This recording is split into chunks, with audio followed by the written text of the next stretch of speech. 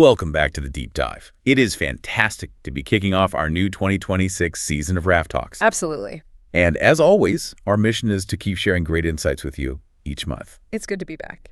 Today, we're tearing into Raff Military Textile's really strategic appearance at EDEX Cairo 2025. Yes. It's a fascinating look at how industrial capability, specifically the science of fabric, is adapting to these rapidly changing defense requirements. And that adaptation is so crucial. The strategic stage, it's just fundamentally different now. EDEX 2025 was less about a big showcase and much more about forming partnerships. Partnerships built on what, exactly? On trust and clarity. The whole conversation there was about collaboration across Africa and honestly far beyond its borders. Okay, so let's unpack the event itself for a moment. It was at the Egypt International Exhibition Center, December 1st to the 4th. A huge event. And Raff Military Textile, already one of Turkey's top producers with, 80 years of experience? Yeah. They were a central participant. And the significance there is really geopolitical.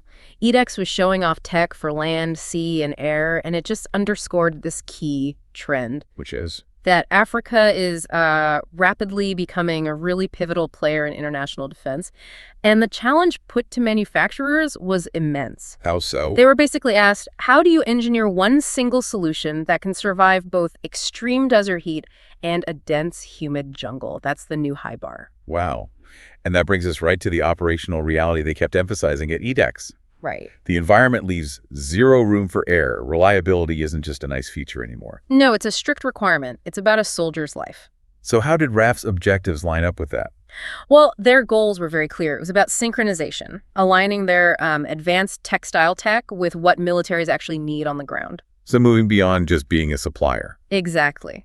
Operational effectiveness improves so much when you start integrating that shared expertise.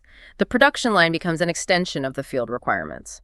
Okay, let's zoom in on the gear itself then. What were they showcasing that meets these tough standards? Front and center, you had the tactical uniforms and camouflage, obviously built for those challenging environments, and the high-performance boots. But what's the real engineering story behind them? This is where it gets interesting. The uniform becomes like the first line of high-tech defense.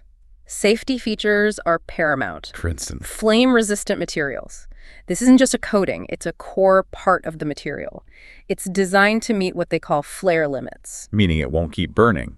Exactly. It won't sustain burning threats, which is essential in, say, an explosive environment. And what about durability? What makes these textiles actually last out there? They rely on ripstop fabric.